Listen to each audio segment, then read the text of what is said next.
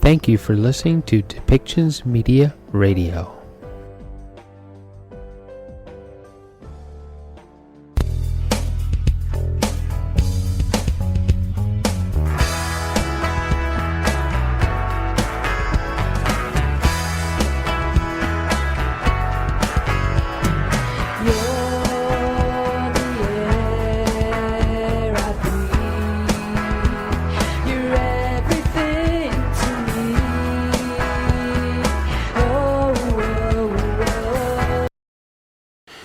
We all send our kids to school simply because we want them to get inspired. We want them to be inspired to do wonderful things in life and to create a future for humanity, and do it in a way that helps build our universe in positive ways, that we don't create a lot of waste and contamination that tears apart things for generations to come, and for those other beings that we're neighbored with, especially on our planet. We want to cut the waste. We want our children to be inspired to do wonderful things.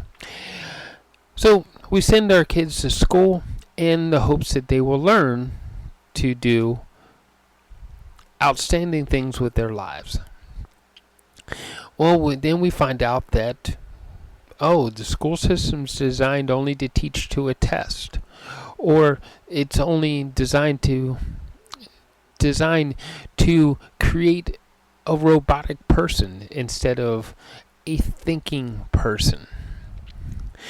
We discover a lot of things that are probably broken in our school systems, and that we may not exactly like or get along with. But how many of us actually step up to the plate and try to fix them? Our next guest is a teacher in New York City, and that's exactly what he is trying to do. He is trying to fix education. He's trying to fix things for our children so that they become more creative, more confident, and knowing that they can do great things. That's what he wants to teach our children. So let's listen to my conversation with Hal Eisenberg, a New York City educator, and he created the Eisenberg Leadership Academy, and he's doing really cool things with the kids that he works with.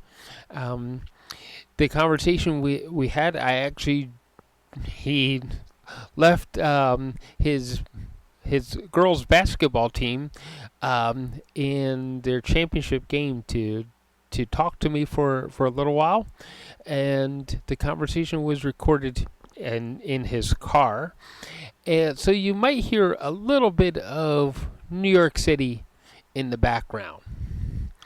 But let's go forward and listen and see what how is looking to improve our education system for our children. I've been trying to correct the sound and everything so that we sound pretty even and clear. So, yeah. So you've been a mindset coach for how long now? Well, I'm a little bit more than a mindset coach. I've been in education since 1997. But I've always thought outside of the box. So primarily by license, I'm a social worker. And I started in 97 working with a local community service agency. And one of the things that I realized in working with these kids is that they all had these like great ideas and they wanted to do all these amazing projects. But the school system was kind of like silencing them. And there was nowhere for them to like kind of express their ideas or kind of build their dreams or find their voice. So I started doing that for them. I started holding space and and building a platform. And of course, at the time, 25 years ago, 26 now, I was wet behind the ears, didn't know what I was doing. But it was crazy. But I was like, you guys want to do this project? Cool, let's do it. And after a while, that started to snowball, and we started to draw attention to ourselves, and small projects became big projects. And then, as I grew, as I got my social work license and I got into the school system, I started to see a lot of things that were broken, and probably started from when I was a child in the school system, and I was bullied, tremendously through all of elementary and part of middle school. And I just realized that youth didn't have a voice, and they weren't being empowered. They weren't even being taught to think, for themselves. It was like, here's the information, you got to regurgitate it. And that's how you get graded, and that's how you get your self-worth. And I was like, that doesn't feel right. So, yeah, I guess in that whole world, that's a very long story cut short. I guess mindset coach is one of the million hats that I ended up wearing as my career unfolded and evolved and elevated. Yeah. Well, actually, that's not necessarily a bad thing, especially being in the world of education and everything, because you brought up a good point in that our kids today and aren't really being taught to think. I mean, think for yourself is a step past being even taught to think. Is you're being taught, they're just being taught to regurgitate to a test. Absolutely. We're actually teaching to the test, right? We're not teaching to inspire or to find a voice, or even to think about how to think in a 21st century world that is presenting issues that we never even expected, like recently COVID, right? And who knows what's next down the line. But yeah, we're just teaching to the standards and to the funding that's needed in schools, and we're definitely 100% not teaching youth how to think for themselves. Yeah. So the school system is one thing. How do you get the kids to step out of that box, and do you have, how does your program work that you get them out of that box and into stepping into their own light? So many different ways. Excellent question. Thanks for asking that. So I have an organization called the Eisenberg Leadership Academy, and under that umbrella, we've built many programs that are really geared toward transforming the education system. So there's a lot of curriculum we've written. There's a lot of programs. I've worked with probably a little over 400,000 kids at this point. And the programs that we've designed are developed to help people figure out who they are, what they're about, what their values are, and how to create from their passion, from what drives their passion, how to create something to express that passion in the world, or in their personal life, or even within a school building. We kind of focus on the social emotional health of the individual first, and I have a ton of programs that do that. Yeah, because like you, I was the bullied kid in the class, and as it isn't just public school. I went to private Catholic school, and in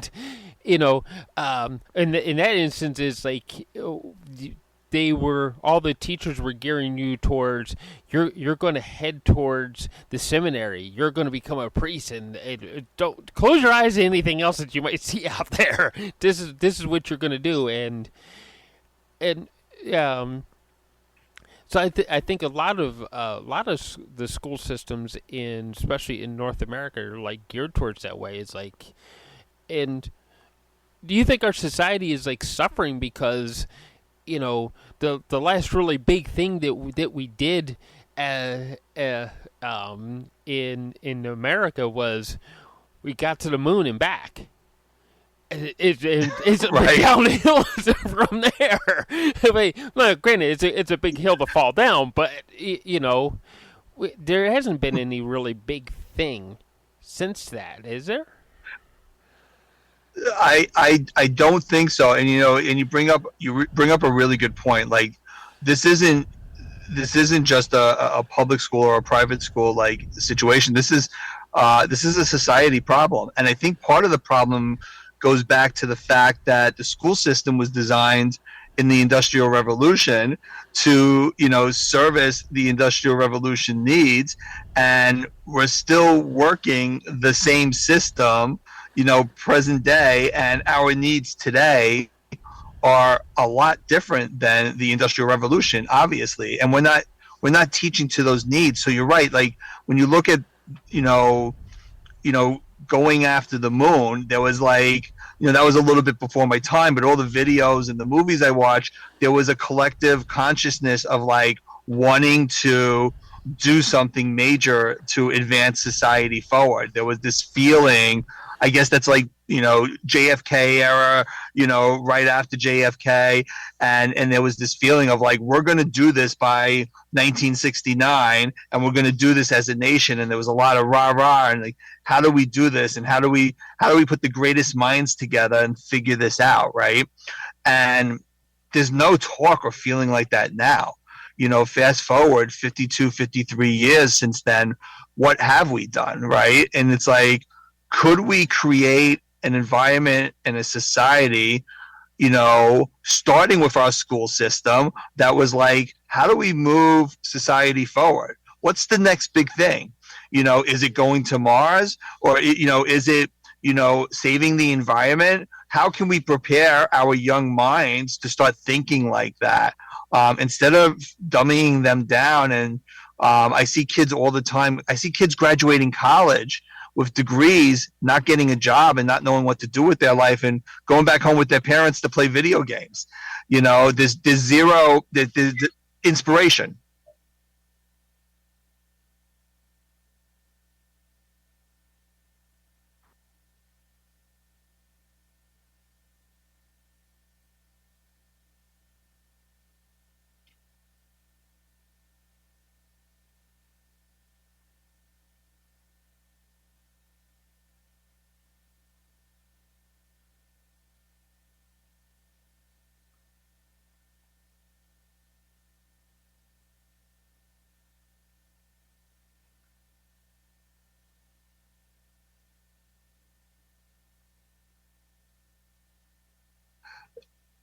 Absolutely. How do we how do we figure out how we tick inside, right? How do we figure out where we're blocked, and how do we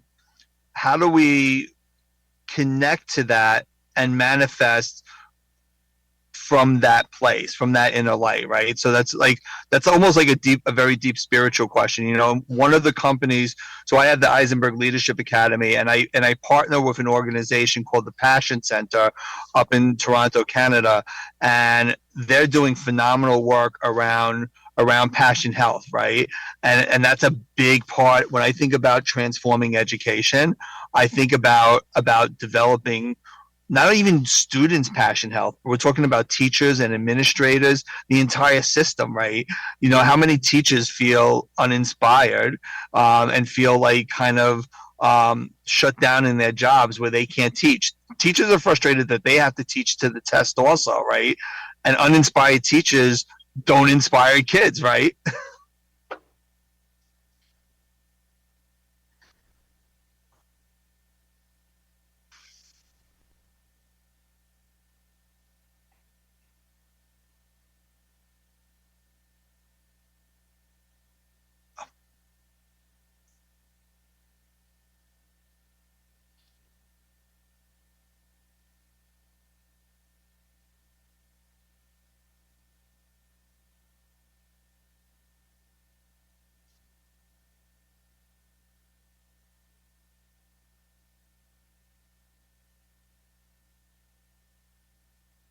Right.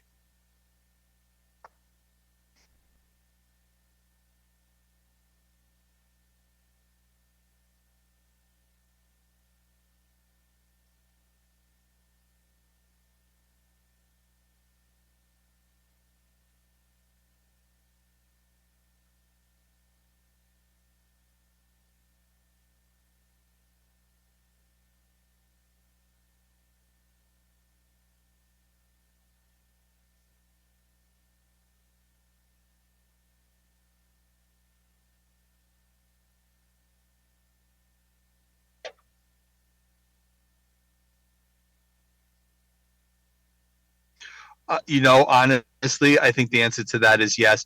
I believe the system is so broken that you almost have to build a new system. I think you have to take the whole concept outside to transform it. I think it's a two-prong approach though, right? Because that scares people. Like they're like, we're talking about this is this is my bread and butter, and this is just the way it is, and you can't change it. And when I say, oh, we just have to create something brand new, people are like, this guy Hal's crazy. Like, we're not doing this, and maybe I am slightly, crazy, and I've been accused of being very idealistic. But the truth of the matter is, everything that moves society forwards, there's something brand new that comes up, that transforms society. Like, we saw Facebook transform society, 15 years ago. So you need to build something outside the system. You need to get kids outside the classroom. I almost don't even think it's all about. So the first prong is getting them outside the classroom and not even calling it school. Almost, it's like, education is this idea of forcing knowledge into people. I'm talking about facilitating learning, inspired learning, where you're coming from a place inside and you're learning, you're figuring out why you want to learn, you're getting passionate about learning and exploring what seems important to you, right? But the system as it is now, a society as it is now, is not going to just be like, okay, let's implode everything and start brand new, right? So my dream is to create this model school, which is what I've been working on with my team, and start slowly. And then what I've seen happening a lot through my programs is schools are struggling. Schools are struggling post-COVID with getting their students inspired, getting their teachers inspired. So a lot of schools, especially in the New York area, and I have worked all around the world, they're coming to me now and they're saying, hey, Hal, could you maybe run a program here? Or can you train our teachers how to run a program? So I think that's the second prong. I think you can create a brand new model, pulling the kids out of the classroom and creating something that inspires them.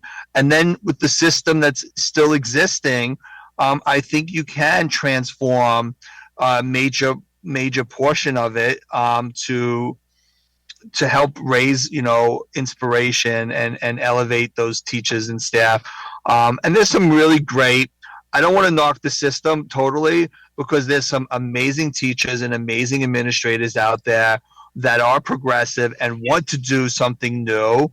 They just don't know sometimes exactly what to do. So I love meeting with those like-minded people to say, hey, we're tired. Like, what can we do?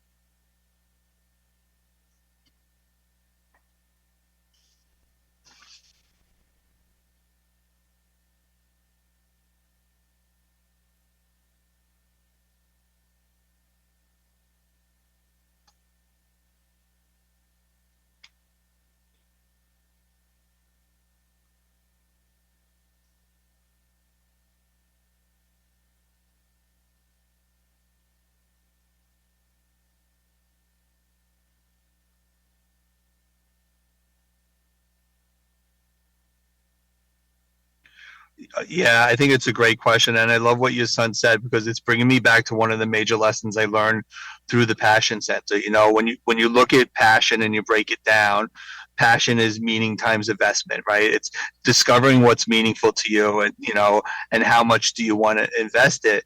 But purpose, is that passion shared, right? And how do you want to share? How do you want to share it with the world? And I think it really comes down to the mindset of really creating something where there's a common language with everyone in a school building, and it's around knowing what your drivers are, going internally and figuring out what your passion drivers are through a series of maybe workshops and programs. And then there's a common collective consciousness in the building that this entire building is about elevating everyone, including the staff. Right, so part of our programs and our vision, and Google, I think, was the first company to do this, where it was called 20% like Google time, right? Where Google with their employees said 20% of the time is to work on projects that are important or inspirational to you, and we're going to let you do that, on the clock. Right. So in addition to getting your job done, we're going to give you this time to inspire you. Wow, could you imagine if we did that with teachers and administration and students, where we said 20% of your learning time, let's create what you want to create. Let's build what you want to build. And the proof is in the pudding. Through the last 26 years, I have seen you, when I tell you do astronomical things, I've seen you've run conferences, where they design the conference and they invite schools citywide, we're doing a conference with one school this May, where the students they already have 600 students, attending the conference, and they're running it. They're planning it. They're doing the workshops. They're doing the lesson plans. There's 0 teachers involved. It's all student centered. I had one kid for 12 years run a fashion program that the theme of the program was everyone is beautiful. So it doesn't matter how tall you are, how short you are, what size you are, you can be on the runway. And that student developed a program on Fifth Avenue every year, running a Fifth Avenue fashion show for 300 attendees, and then did it as a fundraiser for local nonprofits, right? So all out of a student's brain, just us saying, yes, you can, and I've seen kids design curriculum and concerts, and just the list goes on and on and on. And it's like, they're like, yeah, tell me it's possible and tell me that I can do something, and I'm going to do something meaningful, right? All we have to do is create the space for it, and it's possible. Just like when we created the space for landing on the moon. Right? We can create anything. We just have to say we can do it.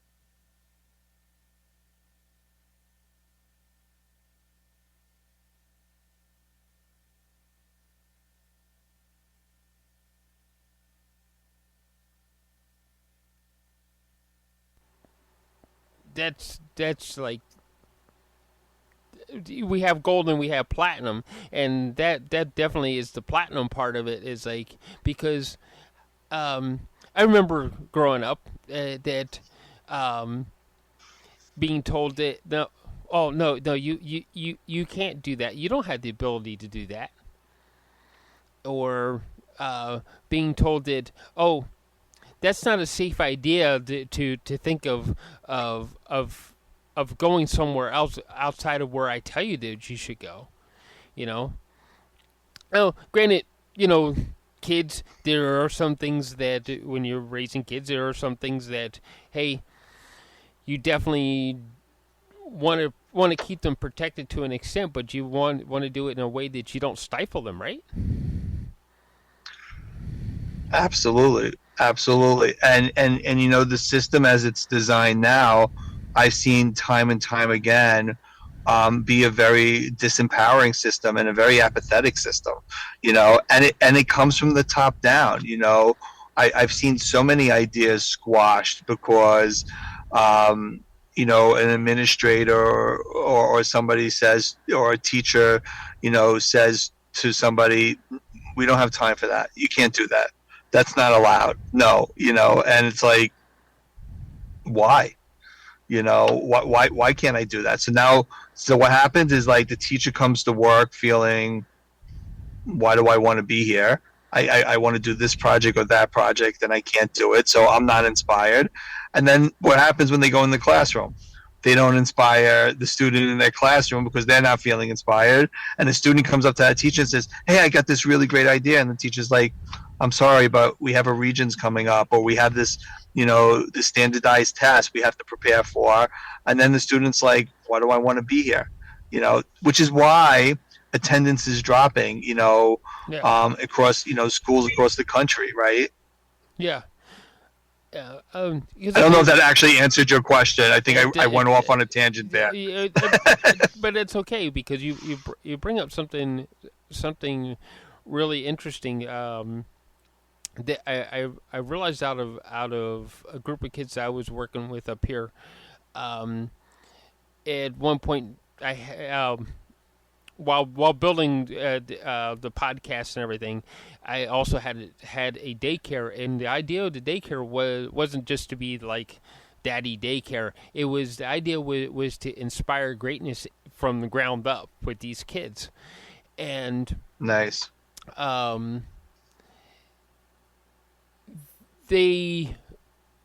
That I was trying to push them to do things, to get involved in stuff, and the school system pushed back. Yeah. It was like they didn't want them getting involved in this or that. I tried. You try to get programs in, and they're like, "Oh, we don't have funding," or whatever the thing is, Right. So how it's like, I like what you're saying about keeping teachers inspired. It's like, because ultimately there's one thing about the teacher that cannot ever be changed, is they are the ones who are going to mold our future. So how do we keep those teachers inspired? We need those hands to be inspired to look towards great things. 100%. It's such, I want to say it's a complicated question, but it's not a complicated question. It's quite easy. I think we have to, there's two things we have to do collectively. One, we have to get rid of this idea of professional development, where we're trying to, check some boxes and say, I taught them how to be a better teacher. I really want to shift the name from professional development to passion development, right? I think we have to invest in the teacher's well-being, right? We need to, just like a kid loves it when they feel good about themselves and you say, hey, congratulations, you did a great job, which is why I drove out to Harlem today, to support our team. And we have a team of students that in their personal life, they struggle with a variety of issues. But now, there's some adult, teacher leaders that are here cheering them on and saying, hey, it's not about winning or losing. It's like, we want you to feel good, and we want you to know that you matter, and that, we're here to support you. The teachers need the same exact thing. We need to turn around and be like, you matter, and we're here to support you.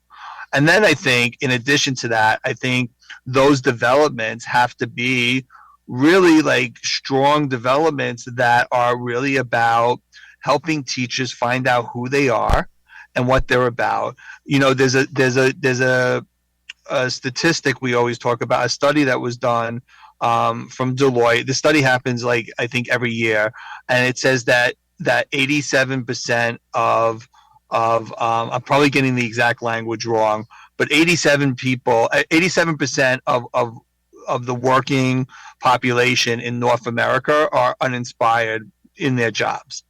87%. Only 13% of people feel like they love their job and that their jobs matter, right? So when you think about that in education, if 87% of our teachers aren't caring about their jobs and feeling uninspired, what does that say about the future of our country and how we're preparing our youth, to be in the country? And I think that's the second thing we need to do, to answer your question, is there needs to be a shift in the language, the mission. What is school about? When you look at the Middle Ages, the church, the Catholic Church was the center of society, right? It was the ones that dealt with the laws and supported the families, and was involved in politics. It was involved in all these different systems, and obviously through the years, the church, through the century, the church lost its power. Right?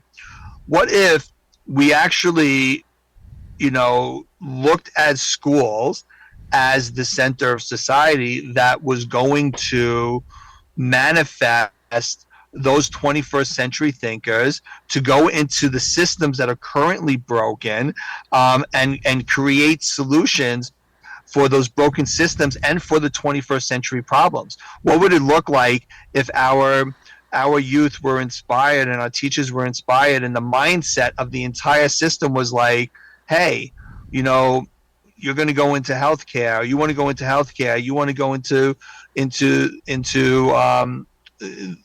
criminal justice or social media. Like, if we're inspiring them to think about elevating and moving the planet forward, and that is the common language, then what's going to happen is that will domino effect go into those systems, and those systems will also be shifted, right?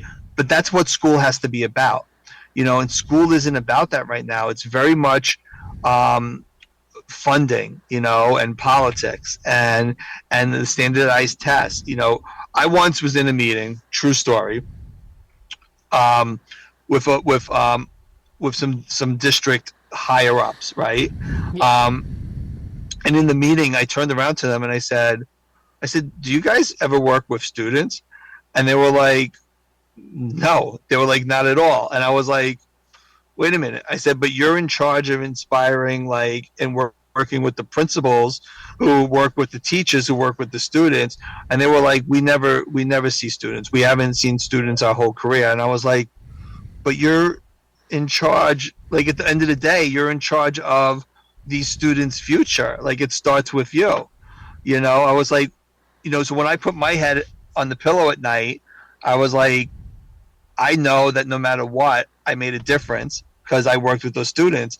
I said, when you put your head on the pillow at night, how do you know you made a difference? And they were like, well, I got my paperwork done, or, I was able to help one of my staff members get their paperwork done.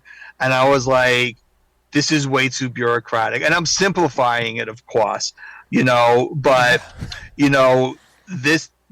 there has to be a central theme of what this is about. Like, what are we really doing and what are we really producing, for our youth and for ourselves personally? For me, I'm in education because I want to move this planet forward. I want everybody to be the best versions of themselves. We all have this inner light. We're all here for a purpose. Why can't we create a learning system that actually promotes that? I don't know why that's idealistic. I think that should be the automatic. Does that make sense? It's an ideal that should be in place, right? I mean, it shouldn't be that far out there ideal. It should be the up close. We can achieve this ideal, shouldn't it? 100%. You're getting the New York City sounds. Welcome to New York City. I was going to say... this podcast has got some realism.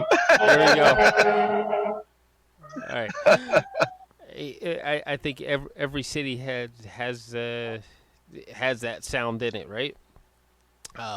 Absolutely. Yeah. It just happens to be where my office is situated that we were able to soundproof it enough that I don't get those noises. But if I was to open the window... Nice.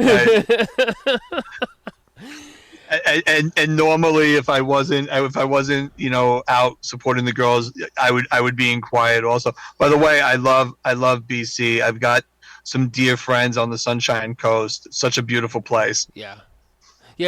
No, there's a more quiet place than where we are here in Vancouver. So, yeah. What? You're out there. You're working with the basketball team and inspire them to do things. And what do we need to do to make that? I want to do this. I want to do this job. And teach our kids that they should be wanting to do the job because not not because they're going to get a big pile of money, but because they're going to inspire and move our society forward into great things. Yeah. I think in the training or in the workshops, in the way we design the conversations and the way that we connect youth, and right now it's one person at a time, right? It's one kid at a time, because there's not a system yet in reality that does this, across the board. But what happens more often than not, and we work with, by the way, we work with a lot of adults also, and parents, and a lot of corporate people who are looking to, transform their lives and do better. And everyone says the same. Once they connect to this message, they say the same thing. Like, the value of money, dictated by society, is not as important as the value of feeling good about yourself and what you're giving back to society. And that's not to say that we don't need money, right? We have to, Maslow's hierarchy of needs, right? We have to make sure our basic needs are met. But if you're going after self-actualization, which in my belief, self-actualization is actually really, being connected to the love and the light that you are, if we're going after that, why can't we teach that at the same time where we're talking about, meeting your basic needs? Why can't that be the goal and the lesson? And I'm a firm believer in, obviously The Secret made law of attraction like a big, common conversation, but I think law of attraction goes even deeper than that. I believe we can create and manifest anything that we want when we come from that inner power and we get rid of the blocks that are in our consciousness, right? So I believe we can have both. I believe we can make money and we can create, and money is energy, right? I think that's the other lesson. Like, and I have these conversations with youth and they understand it. They get it. They're like, money is an energy exchange. I create money so that I can do what I love and put it into the planet or into whatever I'm doing that makes whatever I'm doing a better experience for whoever's involved. And that could be working at a restaurant, that could be, walking dogs, that could be hanging out with your parents, going out for dinner, whatever it is. The money is not about the money. It's about the exchange and how you show up, and I think those are part of the conversations that we have in our.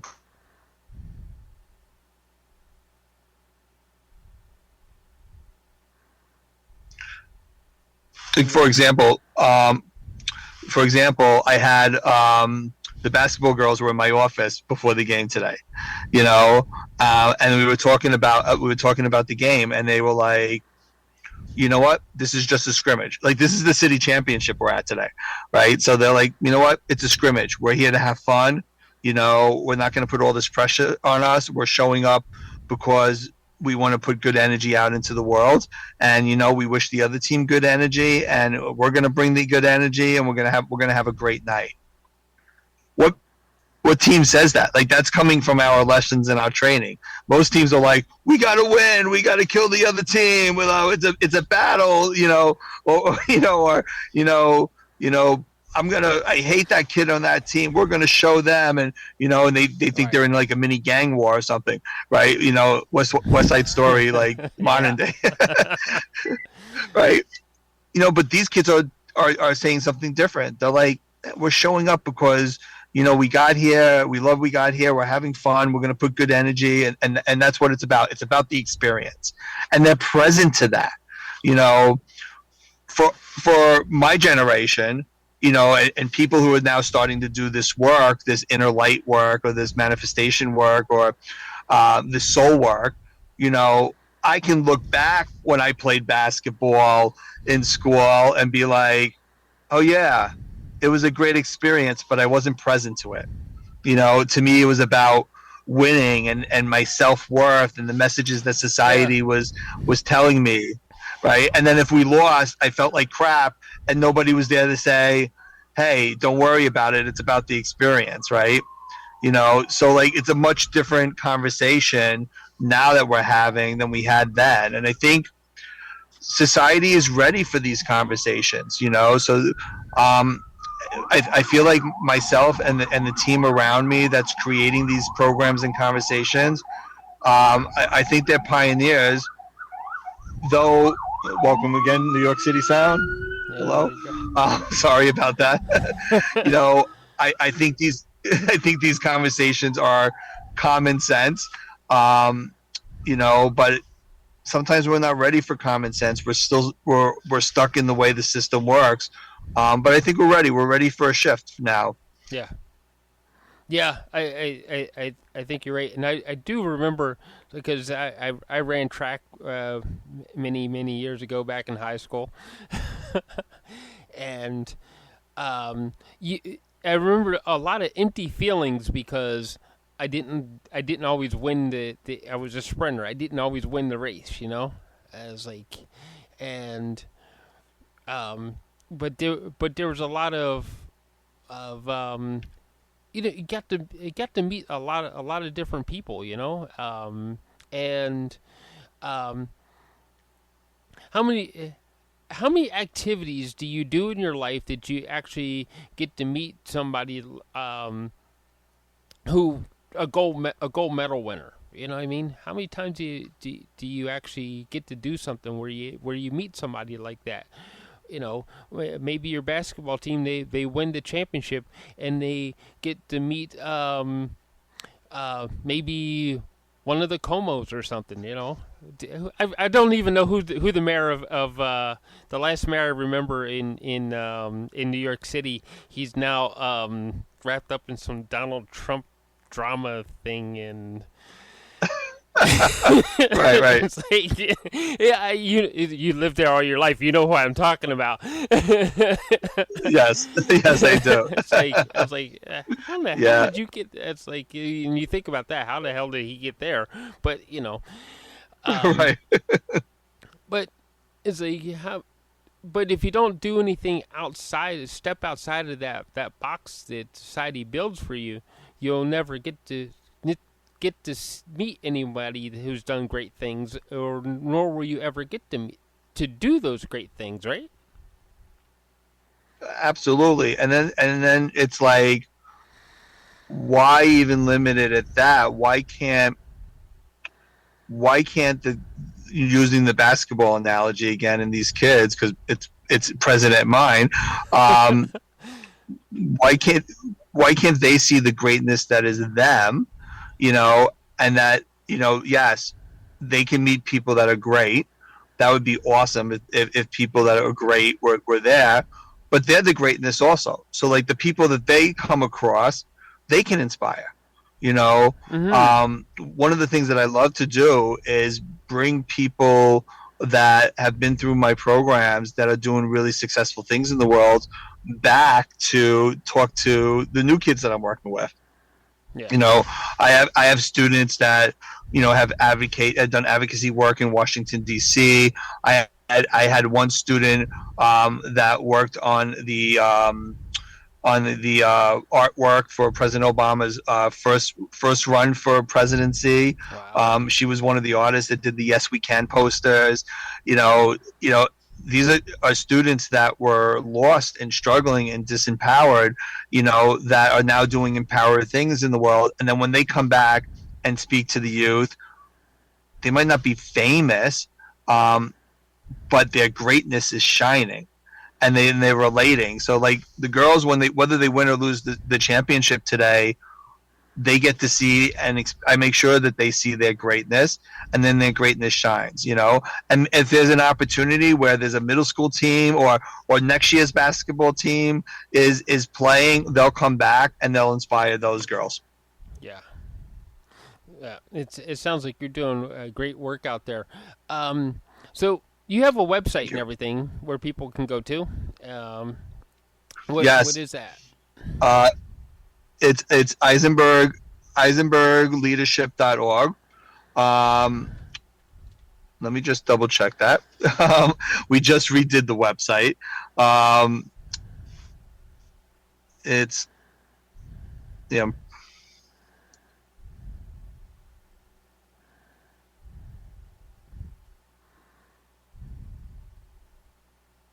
Nope, I was wrong. EisenbergAcademy.org. EisenbergAcademy.org. Okay, cool. So we're gonna set that up in our show notes so people can go there and check out all the awesome stuff that you're doing with your kids and with how you're not just one man in New York City trying to break out of a box. That you're doing great things. So our time's wrapping up here pretty quick. It's like it's going pretty quick today. So yeah, we wanted what. How else can we help maybe inspire our kids to do things? One last thought. You know, I want everybody to know that they matter.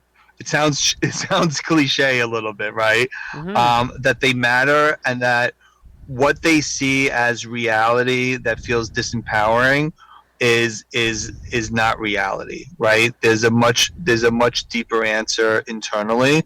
We've grown up in a society that we've learned to react externally, and we haven't taught people about their internal power.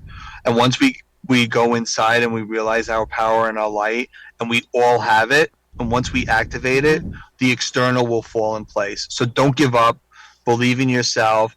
You know, there are a lot of people out there like myself and my company that want change. You know, find us, and we'll be here to support you. Awesome. All right. Thanks a lot, Al. It's been great meeting you, and I hope your team wins today. Well, thank you. I appreciate it. I'm going to correct that. It sounds like they've already won because they've gone in there with their head held high, just wanting to play their best game, you know? So they've already won. Absolutely. All right. Absolutely. They're all winners. Thank you so much for having me, and I'm looking forward to hearing this and speaking to you, and thank you for helping me change the world. All right. Okay. You have a good night. You Bye. Too. Take care. Recording stopped. Awesome.